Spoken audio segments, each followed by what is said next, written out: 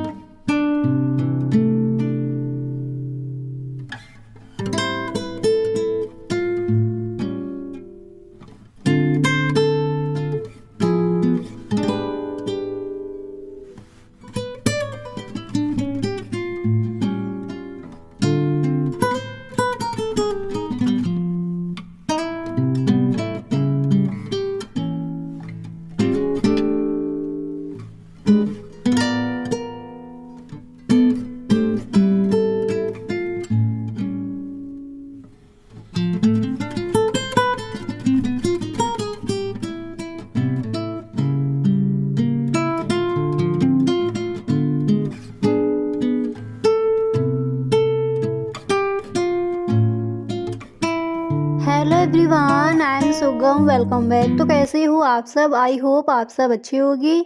स्वागत है आप सभी का आपके अपने एसपी स्टडी यूट्यूब चैनल पर। तो गाइस यहाँ पर आज हम देखने वाले हैं इकोनॉमिक्स में जो आपके मोस्ट इम्पोर्टेंट क्वेश्चन हैं उन पर यहाँ पर हम डिस्कस करेंगे। तो वीडियो आपको एंड तक देखना है। फर्स्ट क्वेश्चन यहाँ पर दिया गया है कि व्यष्टि अर्थशास्त्र में सम्मिलित होती है। क्या क्या सम्मिलित होता है? व्यष्टि अर्थशास्त्र। व्यष्टि अर्थशास्त्र मतलब सूक्ष्म अर्थशास्त्र, ठीक है। ऑप्शन है व्यक्तिगत इकाई, इसके बाद सेकंड ऑप्शन है छोटे छोटे चर, और नेक्स्ट ऑप्शन है व्यक्तिगत मूल्य निर्धारण। इसके बाद अगला ऑप्शन है ये सभी। तो आपको यहाँ पर बताना है कि व्यष्टि अर्थशास्त्र में सम्मिलित होती हैं। तो यहाँ पर आपको बताना है कि इसका जो राइट ऑप्शन है वो क्या हो जाएगा। तो हम सबको पता है कि व्यष्टि अर्थशास्त्र में यहाँ पर कौन सा आपका राइट ऑप्शन हो जाएगा? ये सभी। व्यक्तिगत इकाई, छोटे छोटे चर, व्यक्तिगत मूल्य निर्धारण, यानी ये सभी जो ऑप्शन है वही आपका हो जाएगा राइट ऑप्शन। अगला क्वेश्चन यहाँ पर है कि अर्थशास्त्र के जनक कौन है? मोस्ट इम्पोर्टेंट है और ये क्वेश्चन कई बार आप देख भी चुके हो। तो यहाँ पर देख लीजिए इसका राइट ऑप्शन कौन सा हो जाएगा। तो अर्थशास्त्र के जनक कौन है? यहाँ पर फर्स्ट नंबर पर है जेबीसी, सेकंड नंबर पर है माल्थस, इसी तरह से थर्ड नंबर पर है एडम स्मिथ, और इसके बाद फोर्थ नंबर पर ऑप्शन में है रिकार्डो। आपको बताना है कि व्यष्टि अर्थशास्त्र के जनक कौन है। तो जेबीसी यहाँ पर जो ऑप्शन में दिए गए यहाँ पर ये गलत हैं, और इसके बाद माल्थस दिए गए हैं, ये भी आपका ऑप्शन गलत है। और 4 नंबर पर यहाँ पर ऑप्शन क्या मिला है? रिकार्डो। और थर्ड नंबर पर ऑप्शन क्या दिया गया है? Adam Smith. तो एडम स्मिथ हैं अर्थशास्त्र के जनक। आपको ध्यान रखना है कि अर्थशास्त्र के जनक कौन है? Adam Smith. आई होप दो यहाँ पर जो क्वेश्चन दिए गए थे आपको याद हो गए होंगे। अगला क्वेश्चन है कि विदेशी व्यापार में घाटा होता है जब, यहाँ पर ऑप्शन देख लीजिए कि विदेशी व्यापार में घाटा होता है जब आयात घटते हैं। नेक्स्ट ऑप्शन है निर्यात घटते हैं। अगला ऑप्शन है आयात निर्यात से कम होता है, और नेक्स्ट ऑप्शन है निर्यात आयात से कम होता है। और वैसे यहाँ पर वही क्वेश्चन रखे गए हैं जो बोर्ड एग्जाम बार बार जिन क्वेश्चंस को रिपीट करता है। तो क्वेश्चन यहाँ पर क्या है कि विदेशी व्यापार में घाटा होता है जब, तो आयात घटते हैं विदेशी व्यापार में जब घाटा होता है, तो ये आपका गलत ऑप्शन है फर्स्ट वाला। इसके बाद सेकंड ऑप्शन है कि निर्यात घटते हैं, ये भी आपका यहाँ पर गलत ऑप्शन हो जाएगा। नेक्स्ट है निर्यात आयात से कम होता है, और अगला ऑप्शन है कि निर्यात आयात से कम होता है। तो जो 4 नंबर पर है कि निर्यात आयात से कम होता है ये राइट है। आयात निर्यात से कम होता है ये ऑप्शन आपका रॉन्ग है। इसके बाद अगला क्वेश्चन है कि बाजार का नियम प्रस्तुत किया। आपको बताना है कि बाजार का नियम किसने प्रस्तुत किया। चलिए यहाँ पर ऑप्शन देखते हैं। फर्स्ट नंबर पर है जी.एम. कीन्स ने, सेकंड नंबर पर ऑप्शन में है जे.बी. से ने, और इसके बाद थर्ड नंबर पर ऑप्शन में है ए.सी. पीगू ने, और 4 नंबर पर है जे.बी. क्लार्क ने। आपको बताना है कि बाजार का नियम प्रस्तुत किया है। तो हम सबको पता है कि बाजार का नियम किसने प्रस्तुत किया है। तो यहाँ पर जो आपका राइट ऑप्शन है वो कौन सा हो जाएगा? तो यहाँ पर आपका राइट ऑप्शन हो जाएगा जे.बी. सेनी, यानी सेकंड नंबर पर जो ऑप्शन है, बाजार का नियम किसने प्रस्तुत किया? जे.बी. सेनी, ध्यान रखना है आपको। अर्थशास्त्र के जनक कौन है? माल्थस। ये क्वेश्चन कई बार पूछा गया है। अगला क्वेश्चन है कि निम्नलिखित में से कौन सा पूर्ण प्रतियोगिता का लक्षण नहीं है? तो यहाँ पर पहले ऑप्शन देख लीजिए। फर्स्ट ऑप्शन है क्रेताओं की अधिक संख्या, सेकंड ऑप्शन है समरूप वस्तु, इसके बाद थर्ड ऑप्शन है कीमत विभेद, और इसके बाद यहाँ पर 4 नंबर पर ऑप्शन दिया गया है विक्रेताओं की अधिक संख्या। आपको बताना है कि निम्नलिखित में से कौन सा पूर्ण प्रतियोगिता का लक्षण नहीं है। तो पूर्ण प्रतियोगिता का लक्षण यहाँ पर कौन सा नहीं है? तो चलिए पहले ऑप्शन देखते हैं। फर्स्ट जो ऑप्शन मिला है क्रेताओं की अधिक संख्या, ये आपका ऑप्शन कैसा हो जाएगा? रॉन्ग हो जाएगा या फिर राइट हो जाएगा। और सेकंड ऑप्शन है कि समरूप वस्तु, थर्ड ऑप्शन मिला है कीमत विभेद, और नेक्स्ट है विक्रेताओं की अधिक संख्या। तो ध्यान रखना है कि पूर्ण प्रतियोगिता का लक्षण नहीं है, यहाँ पर कौन सा लक्षण नहीं है? कीमत विभेद, यानी थर्ड नंबर पर यहाँ पर जो ऑप्शन दिया गया था वही आपका है राइट ऑप्शन। अगला क्वेश्चन यहाँ पर क्या है उसको देख लीजिए। तो नेक्स्ट है कि प्रतिस्थापन की सीमांत दर क्या होती है? ठीक है, तो प्रतिस्थापन की सीमांत दर क्या होती है? तो चलिए इसका आंसर आप लिखोगे कि प्रतिस्थापन की सीमांत दर वह दर है जिस पर एक उपभोक्ता वस्तु एक के स्थान पर वस्तु बिंदुओं का पथ होता है जिनके प्रति उपभोक्ता उदासीन रहता है। किस तरह से लिखोगे? जो भी क्वेश्चन गाइस यहाँ पर दिए गए हैं आप यहीं पर याद कर लीजिए। तो एक बार दोबारा से देख लीजिए, प्रतिस्थापन की सीमांत दर क्या होती है? आप लिखोगे कि प्रतिस्थापन की सीमांत दर वह दर है जिस पर एक उपभोक्ता वस्तु एक के स्थान पर वस्तु बिंदुओं का पथ होता है जिनके प्रति उपभोक्ता उदासीन रहता है। ठीक है, अगला क्वेश्चन इसके बाद है कि संयुक्त मांग से क्या अभिप्राय है? ये क्वेश्चन भी आपका कई बार पूछा गया है। संयुक्त मांग क्या है? आड़ी मांग क्या है? मांग का नियम क्या है? ठीक है, जो आपके अतिलघु उत्तरीय प्रश्न में ये क्वेश्चन आज किए जाते हैं। मध्यवर्ती वस्तुएं क्या है? व्यष्टि अर्थशास्त्र की परिभाषा दीजिए। तो यहाँ पर देख लीजिए कि संयुक्त मांग से क्या अभिप्राय है। आप लिखोगे कि जब एक आवश्यकता को पूरा करने के लिए अनेक वस्तुओं की मांग एक साथ की जाती है तो वह संयुक्त मांग कहलाती है।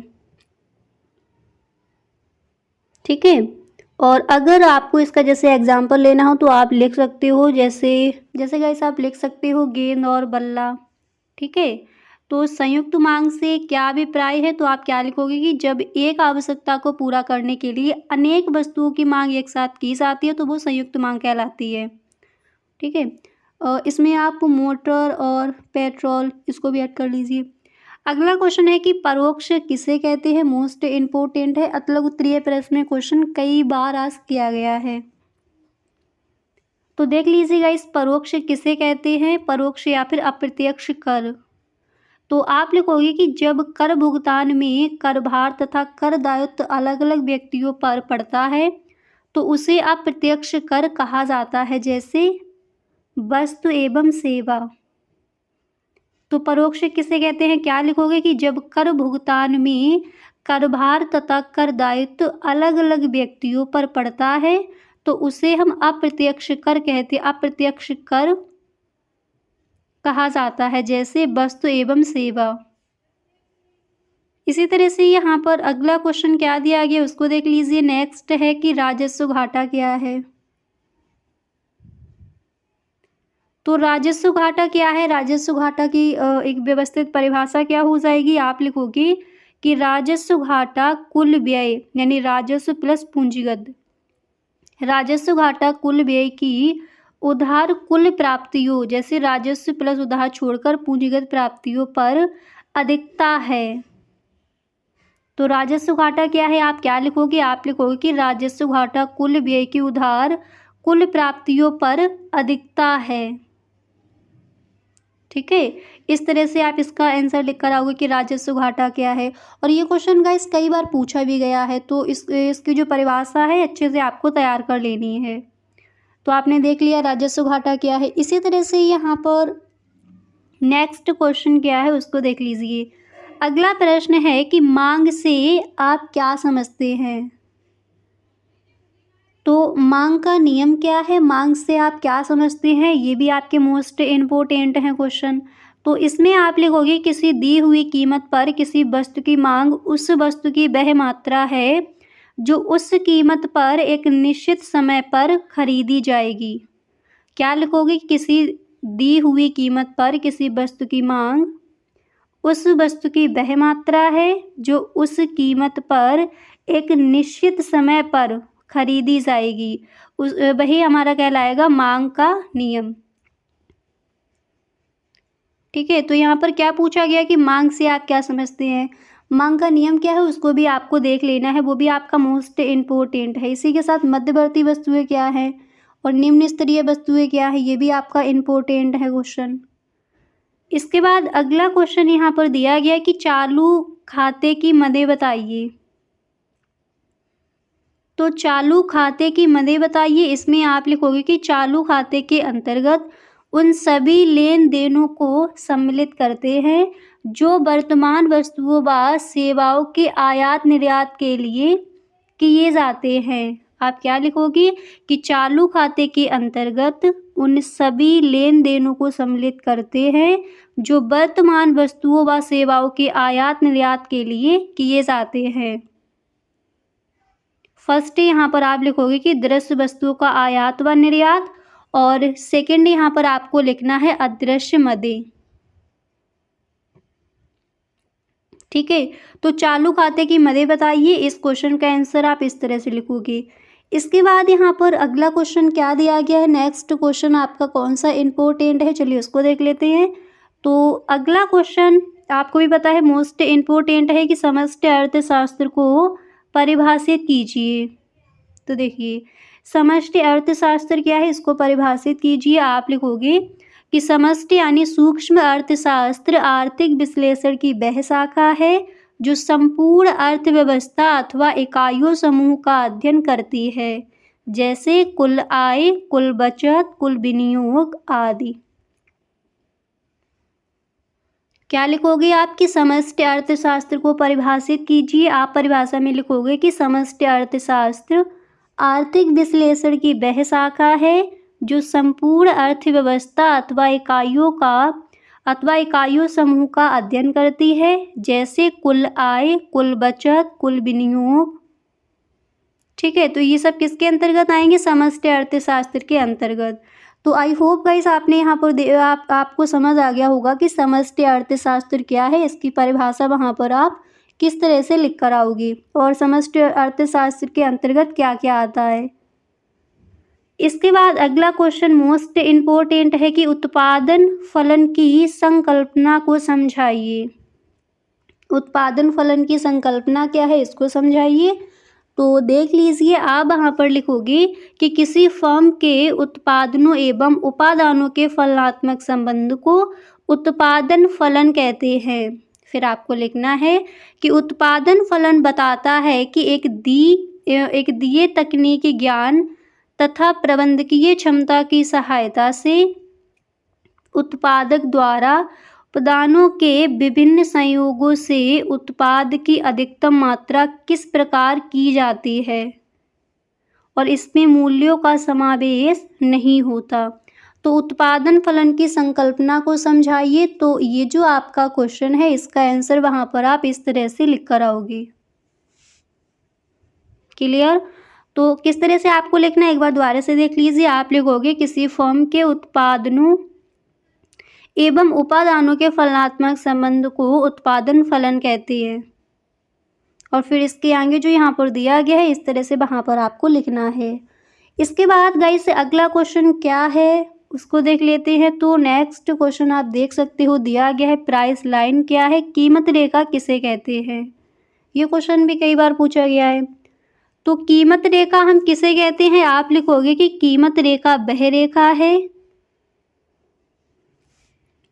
किस तरह से आपको लिखना है कि कीमत रेखा वह रेखा है जो एक्स अक्ष के समांतर एक निश्चित कीमत के लिए खींची जाती है।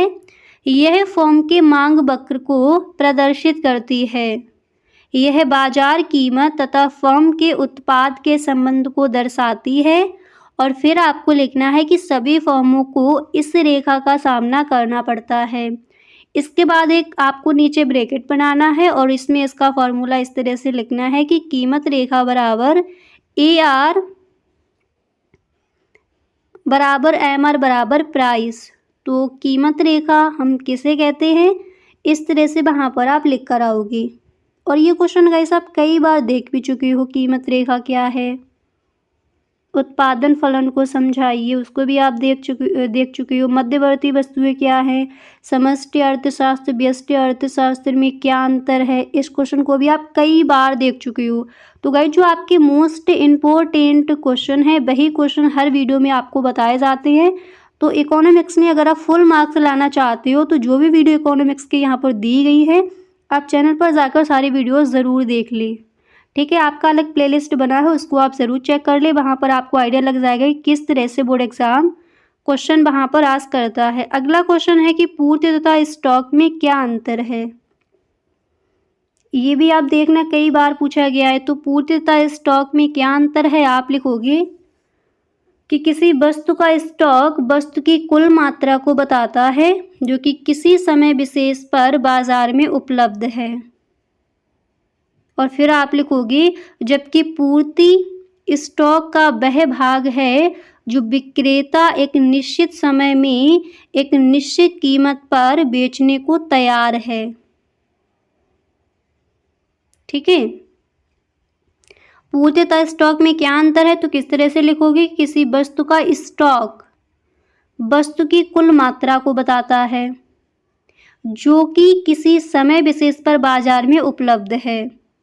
इसके बाद आपको लिखना है जबकि पूर्ति स्टॉक का वह भाग है जो विक्रेता एक निश्चित समय में एक निश्चित कीमत पर बेचने को तैयार है।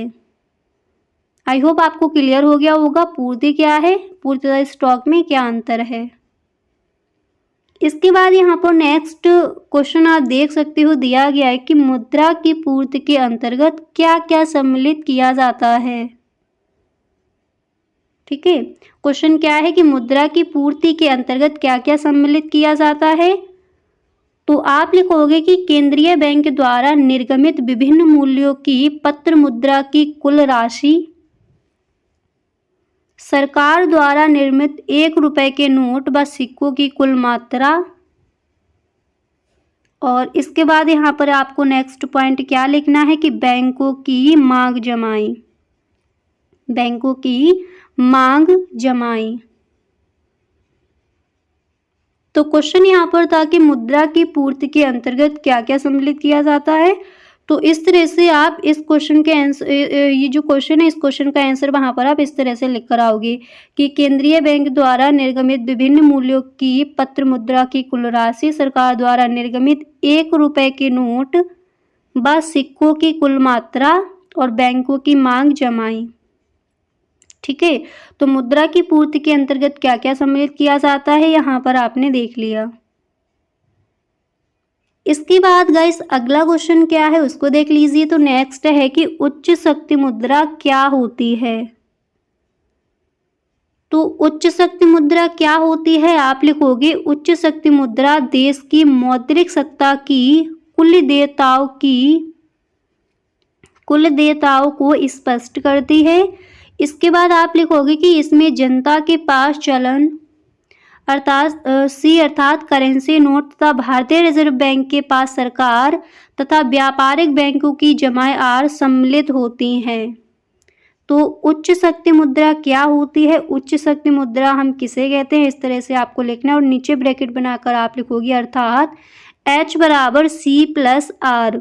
तो उच्च शक्ति मुद्रा क्या है, आप लिखोगे उच्च शक्ति मुद्रा देश की मौद्रिक सत्ता की कुल देयताओं को स्पष्ट करती है। इसमें जनता के पास चलन तथा भारतीय रिजर्व बैंक के पास सरकार तथा व्यापारिक बैंकों की जमाएं सम्मिलित होती है। और नीचे ब्रैकेट बनाकर आपको यहाँ पर क्या लिखना है, आप लिखोगे अर्थात H बराबर C+R। ठीक है, तो आई होप गाइस आपको यहाँ पर समझ आ गया होगा कि उच्च शक्ति मुद्रा क्या होती है, उच्च शक्ति मुद्रा हम किसे कहते हैं। क्लियर। चलिए इसके बाद यहाँ पर नेक्स्ट क्या दिया गया है, चलिए उसको देख लेते हैं। इसके बाद गाइस यहाँ पर आपका जो अगला क्वेश्चन है दिया गया है, अतलग उत्तरीय प्रश्न में पूछा जाता है कि चयन की समस्या क्या है। ठीक है, चयन की समस्या क्या है। इसके बाद अगला क्वेश्चन है कि मध्यवर्ती वस्तु क्या है, कई बार पूछा गया है। इसके बाद नेक्स्ट क्वेश्चन है कि व्यष्टि अर्थशास्त्र की परिभाषा दीजिए, ये क्वेश्चन भी आपका कई बार पूछा गया है। तो व्यष्टि अर्थशास्त्र क्या है, इसकी परिभाषा दीजिए। और इसके बाद अगला क्वेश्चन यहाँ पर है कि अवसर लागत क्या है, ये भी क्वेश्चन आपका पूछा गया है। तो जो मोस्ट इम्पोर्टेंट है क्वेश्चन वही यहाँ पर रखे जा रहे हैं। इसके बाद नेक्स्ट है अर्थव्यवस्था की केंद्रीय समस्या क्या है। आपको पता है अर्थव्यवस्था की जो केंद्रीय समस्या है वो 3 है। इसका आंसर आप कई बार देख चुके हो।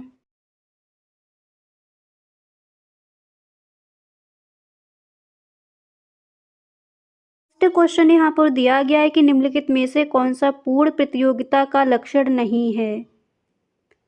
तो यहाँ पर पहले गाइस ऑप्शन देख लीजिए, इसके बाद इसका जो राइट ऑप्शन होगा उसको देखेंगे।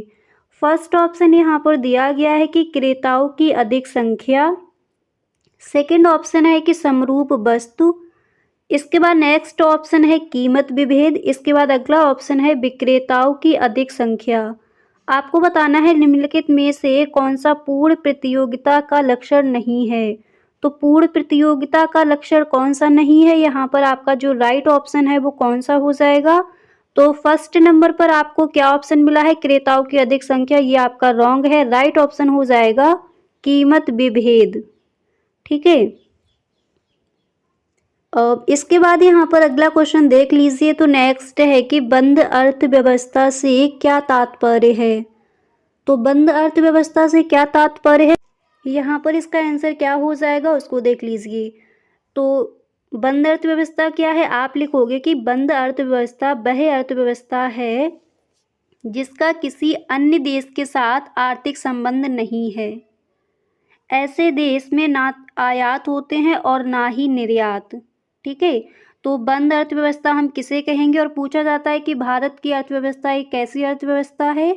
तो भारत की अर्थव्यवस्था एक मिश्रित अर्थव्यवस्था है। ठीक है, ये क्वेश्चन ऑब्जेक्टिव क्वेश्चन में दे दिया जाता है। तो अगर ये पूछा जाए अतलग उत्तरीय प्रश्न में कि बंद अर्थव्यवस्था हम किसे कहेंगे, तो इसका आंसर आप लिखोगे कि बंद अर्थव्यवस्था वह अर्थव्यवस्था है जिसका किसी अन्य देश के साथ आर्थिक संबंध नहीं है। ऐसे देशों में ना तो आयात होता है और ना ही निर्यात, उसी को हम कहते हैं बंद अर्थव्यवस्था। और भारत में कैसी अर्थव्यवस्था पाई जाती है, भारत में मिश्रित अर्थव्यवस्था पाई जाती है। ठीक है गाइस, दोनों ही क्वेश्चन आपके इम्पोर्टेंट हैं। इसके बाद यहाँ पर आपको अगला क्वेश्चन क्या दिया गया है उसको देख लीजिए। तो आप देख सकते हो नेक्स्ट क्वेश्चन दिया गया है कि बाजार का नियम प्रस्तुत किया। तो बाजार का जो नियम है वो किसने प्रस्तुत किया, J.M. कीन्स ने। सेकंड यहाँ पर ऑप्शन है J.B. से ने। थर्ड यहाँ पर ऑप्शन है A.C. पीगू ने। इसके बाद 4 नंबर पर ऑप्शन में है J.B. क्लार्क ने। आपको क्या बताना है कि बाजार का नियम प्रस्तुत किया। तो बाजार का नियम किसने प्रस्तुत किया है, यहाँ पर आपका कौन सा ऑप्शन राइट हो जाएगा उसको देख लीजिए। तो यहाँ पर गई J.B. क्लार्क जो ऑप्शन है ये ऑप्शन आपका गलत है। A.C. पीगू ये भी गलत है। J.M. कीन्स ने ये भी गलत है। राइट ऑप्शन हो जाएगा J.B. से ने। बाजार का नियम किसने प्रस्तुत किया, J.B. से ने। ठीक है, चलिए इसके बाद सब्जेक्टिव क्वेश्चन में अगला क्वेश्चन है कि मांग का नियम क्या है। वेरी वेरी मोस्ट इम्पोर्टेंट आपका क्वेश्चन है गाइस, और ये कई बार पूछा भी गया है कि मांग का नियम क्या है। आप लिखोगे कि वस्तु के मूल्य में वृद्धि होने से उसकी मांग कम हो जाती है। और वस्तु के मूल्य में कमी होने पर वस्तु की मांग में वृद्धि हो जाती है। यही आपका कहलाता है मांग का नियम। क्या लिखोगे, एक बार दोबारा से देख लीजिए कि मांग का नियम क्या है। आप लिखोगे कि वस्तु के मूल्य में वृद्धि होने से उसकी मांग कम हो जाती है और वस्तु के मूल्य में कमी होने पर वस्तु की मांग में वृद्धि हो जाती है। यही मांग का नियम कहलाता है। और ये जो गाइस आपका क्वेश्चन है बोर्ड एग्जाम में कई बार आस्क किया गया है। ठीक है, तो मांग का नियम क्या है अच्छे से तैयार कर लीजिए। बंद अर्थव्यवस्था क्या है, इसका भी आंसर आप दे चुके हैं, वो भी आपका इम्पोर्टेंट है क्वेश्चन। ठीक है, चलिए इसके बाद अगला क्वेश्चन आपका कौन सा इम्पोर्टेंट है उसको देख लीजिए। नेक्स्ट है कि चाय की कीमत में वृद्धि से चीनी की मांग में होगी। ये क्वेश्चन भी कई बार पूछा गया है, आप पेपर उठाकर देखना, मॉडल पेपर में भी आपको ये क्वेश्चन मिल जाएगा। तो चाय की कीमत में वृद्धि से चीनी की मांग में क्या होगी, कमी, स्थिरता, तीसरा ऑप्शन है वृद्धि और 4 नंबर पर ऑप्शन है ये सभी। तो चाय की कीमत में वृद्धि से चीनी की मांग में क्या हो जाएगी, यहाँ पर आपको राइट ऑप्शन चूज करके बताना है। तो गाइस आपको ध्यान रखना है, अगर इस तरह से क्वेश्चन आता है कि चाय की कीमत में वृद्धि से चीनी की मांग में क्या होगी, तो क्या होगी, कमी। यानी ए नंबर पर यहाँ पर जो आपको ऑप्शन मिला है यही आपका हो जाएगा राइट ऑप्शन। ठीक है, इसके बाद अगला क्वेश्चन यहाँ पर है कि समष्टि अर्थशास्त्र को परिभाषित कीजिए। तो चलिए इसका आंसर देख लीजिए। पहले आपको गाइस इस तरह से लिखना है, शपेरो के अनुसार जो आपके अर्थशास्त्री हैं इन्होंने समष्टि अर्थशास्त्र की परिभाषा को किस तरह बताया है। इन्होंने कहा है कि समष्टि अर्थशास्त्र संपूर्ण अर्थव्यवस्था के कार्यकरण से संबंधित है। और इसके बाद नीचे यहाँ पर इसकी परिभाषा आप लिखोगे कि समष्टि यानी विशाल अर्थशास्त्र आर्थिक विश्लेषण की वह शाखा है जो संपूर्ण अर्थव्यवस्था अथवा इकाइयों समूह का अध्ययन करती है, जैसे कुल आय, कुल बचत, कुल विनियोग आदि। ठीक है, तो समष्टि अर्थशास्त्र को परिभाषित कीजिए। तो इसकी जो परिभाषा है वहां पर आप इस तरह से लिख कर आओगे। इसके बाद यहाँ पर अगला क्वेश्चन आपका दिया गया है। अगला क्वेश्चन क्या है कि समग्र मांग से आप क्या समझते हैं। तो यहाँ पर देख लीजिएगा इस समग्र मांग क्या है। समग्र मांग हम किसे कहेंगे, आप लिखोगे कि समग्र मांग उस कुल व्यय को बताती है जिसे एक देश के निवासी आय के दिए हुए स्तर पर वस्तुओं और सेवाओं को खरीदने के लिए व्यय करने को तैयार हूँ या फिर व्यय करने को इच्छुक हूँ। इस तरह से इसका आंसर आप लिख कर आओगे। तो समग्र मांग क्या है, आप लिखोगे समग्र मांग उस कुल व्यय को बताती है यानी उस कुल खर्च को बताती है जिसे एक देश के निवासी आय के दिए हुए स्तर पर वस्तुओं और सेवाओं को खरीदने के लिए व्यय करने को तैयार हूँ। तो आई होप आपको समझ आ गया होगा कि समग्र मांग हम किसे कहेंगे। अगला क्वेश्चन यहाँ पर है कि उपभोग सीमांत प्रवृत्ति क्या होती है, इसको तैयार कर लीजिए। इसके बाद अगला क्वेश्चन आप तैयार यहाँ पर कर लेंगे, निवेश से क्या आशय है, ये भी आपका इम्पोर्टेंट है। इसके बाद अगला क्वेश्चन यहाँ पर आप देख सकते हो दिया गया है कि बाजार का अर्थ लिखिए, ये भी क्वेश्चन इंपॉर्टेंट है, अतलग उत्तरीय प्रश्न में। नेक्स्ट क्वेश्चन है कि बजट रेखा को परिभाषित कीजिए, इसको भी आप तैयार कर लेंगे। एंड इसके बाद गाइस यहाँ पर अगला क्वेश्चन आप देख सकते हो आपका दिया गया है कि अल्पकाल एवं दीर्घकाल में भेद कीजिए, ये क्वेश्चन भी आपका इम्पोर्टेंट है। ठीक है, इसके बाद गाइस जो आपके मोस्ट इम्पोर्टेंट क्वेश्चन पूरी बुक से कौन कौन से उसका एक वीडियो आपको मिल जाएगा, तो उस वीडियो को देखना आप ना भूलें।